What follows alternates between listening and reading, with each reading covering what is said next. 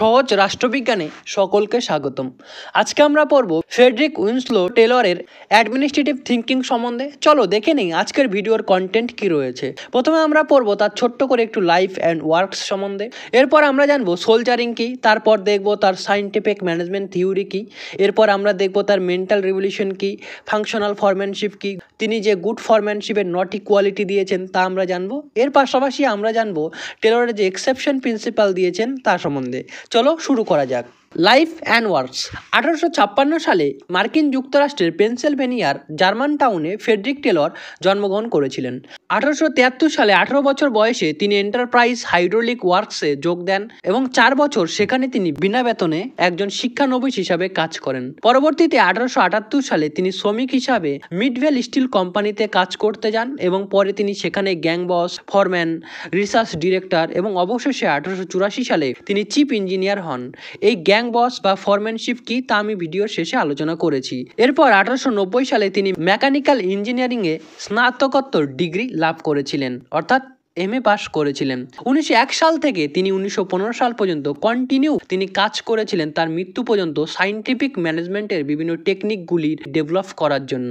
তার গুরুত্বপূর্ণ বইগুলি হলো এপিস রেট সিস্টেম, 1895 সালে এটি বের হয়, সব ম্যানেজমেন্ট 1903 সালে, the art of cutting metal 1906 সালে, the principal of scientific management 1911 সালে।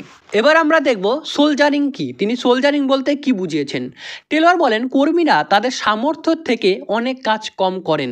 কেন কম করেন? টেলর তার 3টি কারণ দেখতে পান।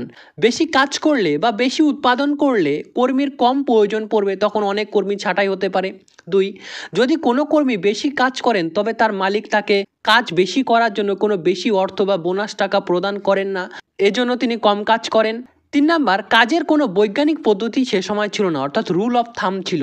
রুল অফ থাম মানে হচ্ছে যে কোনো সায়েন্টিফিক মেথড ছিল না।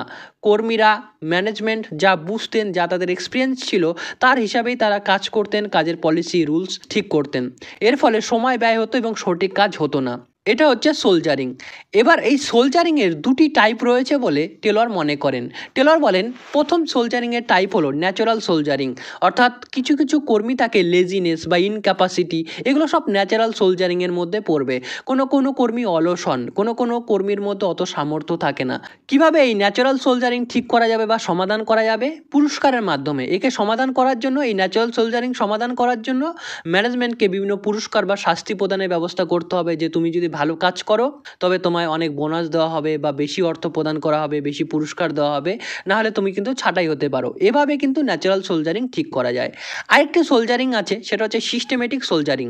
সিস্টেমেটিক সোলজারিং কি? সিস্টেমেটিক সোলজারিং হলো কর্মীরা একত্রিত হয় এবং তারা একসাথে কমিউনিকেট করে, তারা কোঅপারেশনের মাধ্যমে ঠিক করে যে তারা কোনো একটা নির্দিষ্ট পরিমাপের বেশি উৎপাদন করবে না। তারা ঠিক করে কেউ বেশি কেউ কম না, সবাই একই রকম উৎপাদন করবে। সবাই একই রকম উৎপাদন করলে কি হবে? তাতে কর্মী ছাঁটাই হবেন এবং কাজও থাকবে। এটা হচ্ছে সিস্টেমেটিক সোলজারিং। এটাকে কিভাবে সমাধান করা যায়? এটাকে সমাধান করা যায় টাইম অ্যান্ড মোশন স্টাডির দ্বারা এবং payment to man not to the position অনুযায়ী। অর্থাৎ টাইম অ্যান্ড মোশন স্টাডি বলতে এখানে কি বোঝানো হয়? টাইম স্টাডি এবং মোশন স্টাডি বলতে যে কত কম সময়ে কত দ্রুত কোনো এক কাজ সম্পাদন করা যায়। Payment to man not to the position বলতে কি বোঝানো হয়? যে কর্মী কাজ করছেন তার কাজ দেখে বেতন দেওয়া হবে, তার পজিশন দেখে বেতন দেওয়া হবে না। তো এরূপ কিছু সায়েন্টিফিক মেথড যদি নেওয়া হয় তবে কিন্তু সিস্টেমেটিক সোলজারিং সমাধান করা যাবে। এবার আমরা দেখে নেব তার সবচেয়ে বড় কন্ট্রিবিউশন, সায়েন্টিফিক ম্যানেজমেন্ট থিওরি। তার সায়েন্টিফিক ম্যানেজমেন্ট থিওরি জানার পূর্বে আমাদের জানতে হবে এই থিওরির ব্যাকগ্রাউন্ড কি, অর্থাৎ কেন তিনি এই তত্ত্বটি দিতে গেলেন। আমরা দেখব 19বিংশ শতাব্দীর শেষের দিকে পশ্চিমের রাষ্ট্রগুলিতে কিন্তু শিল্প বিপ্লব যথেষ্ট ডেভেলপ হয়, যথেষ্ট প্রসার পায়। তখন শিল্পক্ষেত্রে বিভিন্ন ধরনের কিন্তু সমস্যাও দেখা দেয়। কারখানাগুলিতে কাজের পরিবেশ ভালো ছিল না, যন্ত্রপাতি যথেষ্ট উন্নত মানের ছিল না। তো কাজের পরিবেশ, যন্ত্রপাতি, কাজের প্রক্রিয়া এগুলো সবই বেসামাল ছিল। নির্দিষ্ট পরিকল্পনা অর্থাৎ পারফেক্ট প্ল্যান, উপযুক্ত ব্যবস্থাপনা, সঠিক ম্যানেজমেন্ট কিন্তু এখানে হতো না। এর ফলে কি হলো? এর ফলে একদিকে শ্রমিকদের কাজে অদক্ষতা বাড়ছিল, অপরদিকে ম্যানেজমেন্ট অর্থাৎ সঞ্চালক বা পরিচালক তারাও সম্পূর্ণ নতুন ধরনের এক সমস্যার মুখে পড়ছিলেন। এই পরিস্থিতিতে টেলর 1911 সালে তার একটি বিখ্যাত গ্রন্থ নিয়ে এলেন যার নাম প্রিন্সিপাল অফ সায়েন্টিফিক ম্যানেজমেন্ট। এই বইতে তিনি কিন্তু সায়েন্টিফিক ম্যানেজমেন্ট তত্ত্বের কথা বলেছেন। যখন তিনি এই সায়েন্টিফিক ম্যানেজমেন্ট দিয়ে দিয়েছিলেন তখন কিন্তু তার এই চিন্তাধারা শুধুমাত্র মার্কিন যুক্তরাষ্ট্রেই নয়, সমগ্র বিশ্বে এক আলোড়ন সৃষ্টি করেছিল। টেলরের পরে গ্র্যান্ট, গিলবার্ট, কেন্ডেল প্রমুখরা এই বৈজ্ঞানিক ব্যবস্থাপনার আলোচনাকে বা সায়েন্টিফিক ম্যানেজমেন্ট থিওরিকে অনেকটা সমৃদ্ধ করেছিলেন। তবে এই বৈজ্ঞানিক ব্যবস্থাপনা জিনিসটা কি, কাকে বলে? আমরা বলতে পারি যে বৈজ্ঞানিক ব্যবস্থাপনার প্রধান লক্ষ্য হলো শিল্পক্ষেত্রে সুসংবদ্ধ ও শৃঙ্খলভাবে বৈজ্ঞানিক পদ্ধতি প্রয়োগ করে উৎপাদনের পরিমাণ বাড়ানো। এবার আমাদের মনে রাখতে হবে এই বৈজ্ঞানিক ব্যবস্থাপনা অর্থাৎ সায়েন্টিফিক ম্যানেজমেন্ট থিওরি, এটা কিন্তু তিনি অর্থাৎ টেলর ফার্স্ট কয়েন করেনি, এটি কয়েন করেছেন লুইস ব্র্যান্ডিস 1910 সালে। এই লুইস ব্র্যান্ডিস কে ছিলেন? তিনি ছিলেন মার্কিন যুক্তরাষ্ট্রের সুপ্রিম কোর্টের একজন বিচারপতি। তিনি 1910 সালে ইন্টারস্টেট কমার্স কমিশনকে বলেছিলেন যে রেল রোডস যে রয়েছে সেই রেল রোডস যদি বৈজ্ঞানিক পরিচালন পদ্ধতিতে অর্থাৎ সায়েন্টিফিক ম্যানেজমেন্ট ভাবে যদি রেল রোডস পরিচালিত হয় বা চলে, তাহলে একদিনে $1 লক্ষ বাঁচাতে পারে।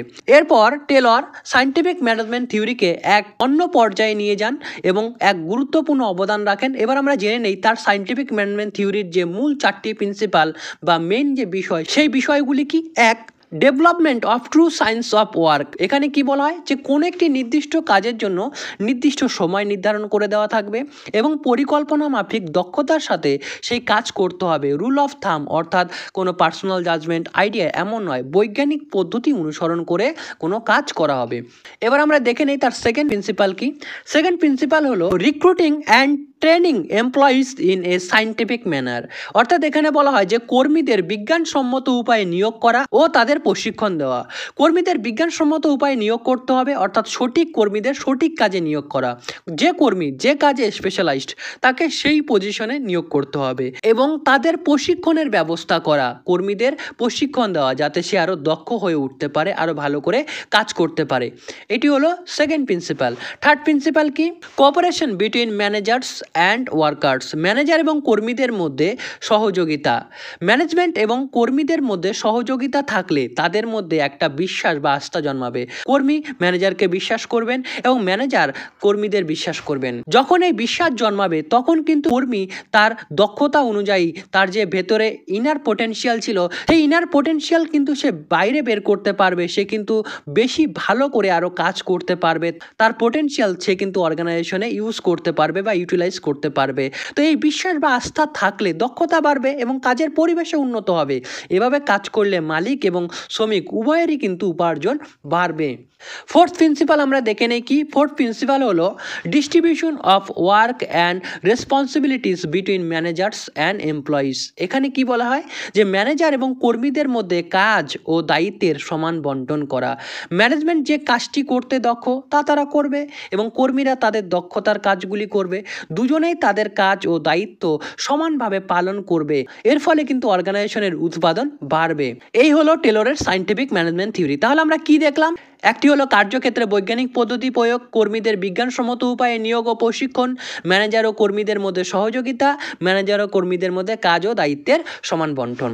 এবার আমরা দেখব two types of method in scientific management. অর্থাৎ ফ্রেডরিক টেলর বৈজ্ঞানিক ব্যবস্থাপনায় 2 ধরনের পদ্ধতি অবলম্বন করার কথা বলেছিলেন। কি কি? প্রথমটা হচ্ছে টাইম অ্যান্ড মোশন স্টাডি, অর্থাৎ সময় এবং গতি বুঝে নিয়ে কোনো কাজের জন্য সর্বোত্তম কর্মপদ্ধতি আবিষ্কার করা। অর্থাৎ কি দাঁড়াচ্ছে? সময় ও গতি বুঝে কোনো কাজ বেস্টভাবে করা, কম সময়ে কত দ্রুত কোনো কাজ সমাপ্ত করা যায়। স্পেসিফিকভাবে মোশন স্টাডি মানে কি? To find out the one best way of doing a work. Time study মানে কি? মিনিমাম টাইম পসিবল বা যত কম সময়ে কাজটি করা সম্ভব হয়। এটা হচ্ছে টাইম স্টাডি এবং মোশন স্টাডি। দ্বিতীয় পদ্ধতি হলো মানবীয় ও অমানবীয় সম্পদের সঠিক ব্যবহার, human and non human resources. মানবীয় বলতে উপযুক্ত কাজের জন্য উপযুক্ত কর্মী নিয়োগ, উপযুক্ত শ্রমিক নিয়োগের পর তাদের প্রয়োজনীয় প্রশিক্ষণের ব্যবস্থা করা, নির্দিষ্ট কাজের জন্য নির্দিষ্ট সময় নির্ধারণ, শ্রমিক মালিক পারস্পরিক সহযোগিতাকে বোঝায়। অমানবীয় সম্পদ বলতে কি বোঝানো হয়? অমানবীয় সম্পদ বলতে কাঁচামাল ও যন্ত্রপাতির ব্যবহারকে বোঝায়। অর্থাৎ উৎপাদনের গতি কন্টিনিউ বা অব্যাহত রাখার জন্য উপযুক্ত পরিমাণ কাঁচামাল সরবরাহ করা এবং তার রক্ষণাবেক্ষণ করা দরকার। সংগঠনের দক্ষতা বৃদ্ধির জন্য নতুন ও উপযুক্ত যন্ত্রপাতি দরকার।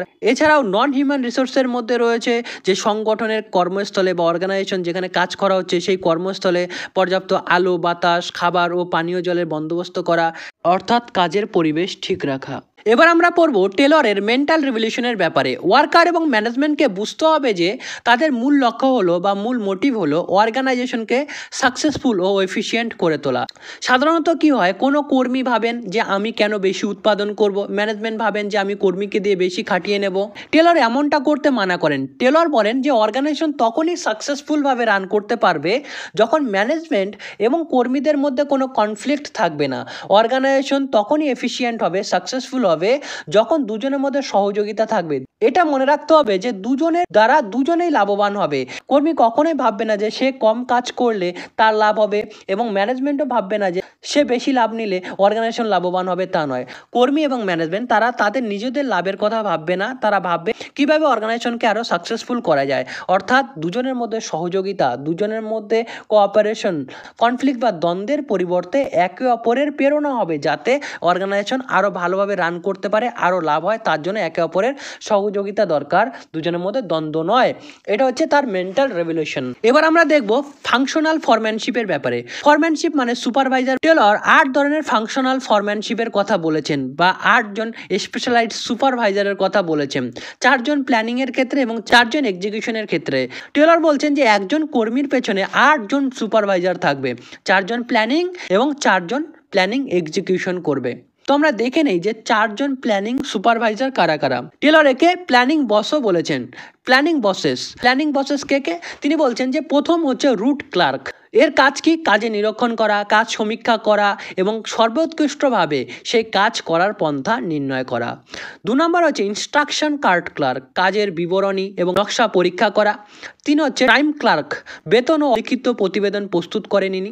4 নম্বর হচ্ছে ডিসিপ্লিনারেশন, ইনিকে কর্মী ও পরিদর্শকদের মধ্যে বিরোধ পর্যালোচনা করেন ও কর্মী নিয়োগ এবং ছাঁটাই তিনি করে থাকেন। এবার আমরা দেখব 4 জন এক্সিকিউশন যে বসেস থাকবেন তারা কে কে হবেন। এক হচ্ছে গ্যাং বস।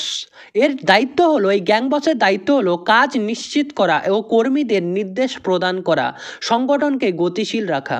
2 নম্বর হচ্ছে স্পিড বস। অনুমোদিত কাজটি যথাসময়ে সম্পূর্ণ হয়েছে কিনা তা এই স্পিড বস দেখে থাকেন। 3 নম্বর হচ্ছে দ্য ইন্সপেক্টর। তিনি সঠিক মান অনুযায়ী উৎপাদন সামগ্রী হয়েছে কিনা তা কিন্তু বিশ্লেষণ করেন। 4 নম্বর হচ্ছে রিপেয়ার বস। যন্ত্রপাতি মেরামত, পরিচ্ছন্ন ও যন্ত্রাদির সুরক্ষার দায়িত্বে এই রিপেয়ার বস থাকেন। তাহলে আমরা দেখে নিলাম যে তিনি ফাংশনাল ফরম্যানশিপ বলতে কি বুঝিয়েছেন। এগুলো কিন্তু ইউজিসি নেটের ক্ষেত্রে খুবই গুরুত্বপূর্ণ। এর সাথে সাথে আমাদের দেখতে হবে তিনি কিন্তু ফরম্যানের, একজন গুড ফরম্যানের নটি কোয়ালিটির কথা বলেছেন, যে একজন ভালো সুপারভাইজারের নটি কোয়ালিটি থাকতে হবে। সেই নটি কোয়ালিটি কি কি? শিক্ষা থাকতে হবে। 2 special or technical knowledge. Manual dexterity and strength, তাকে দক্ষ ও শক্তিশালী হতে হবে। 4 নম্বর হচ্ছে ট্যাক্ট, তাকে কৌশল জানতে হবে। 5 তার এনার্জি থাকতে হবে, এনার্জি। 6 হচ্ছে গ্রিট, তাকে জেদি হতে হবে। 7 অনেস্টি থাকবে তার মধ্যে। 8 জাজমেন্ট থাকবে। 9 হচ্ছে গুড হেলথ তার থাকতে হবে। এটি হচ্ছে একজন গুড ফরম্যানের নটি কোয়ালিটি।